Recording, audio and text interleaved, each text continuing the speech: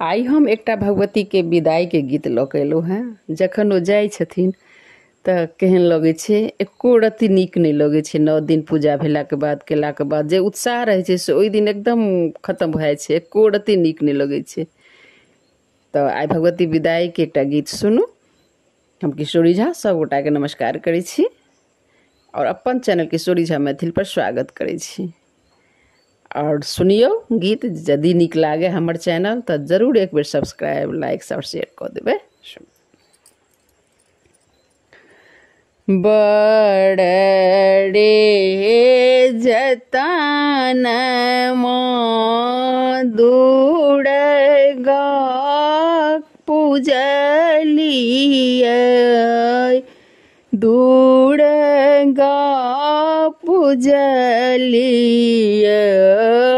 आई छनि माँ के विदाई, आई छनि माँ के विदाई।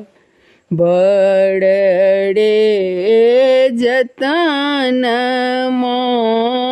दूर गा पूजलिए, माँ दूर गा पूजलिए, आई छनि माँ के विदाई। नवो दिन नवो रूप माँ के पूजलियानि, माँ के पूजलियानि, दशमी बेदर्दी दीन आय, दशमी बेदर्दी दीन आय।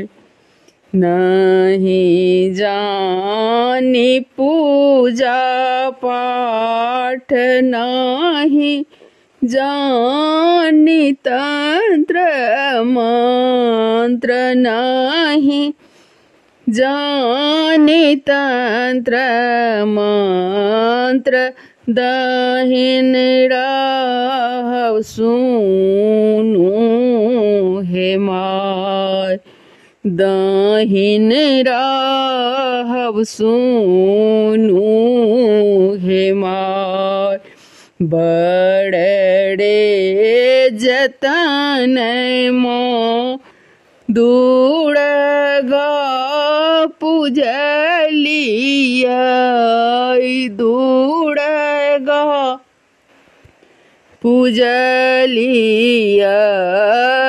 आई छनि माँ के विदाई, आई छनि माँ के विदाई। मिली जुली य भक्त भक्तिनिया, हे भक्त भक्तिनिया, मिली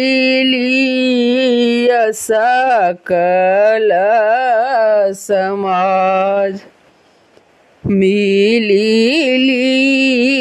सकल समाज। अगिले बड़ख पुनि गाम मोड़े थी, न गाम मोड़े थीन, आई छनि मैया के विदाई, आई छनि मैया के विदाई। बड़ रे जतन माँ दूर गा पूजलिया, ई दुर्गा पूजलियै आई छानी माँ के विदाई।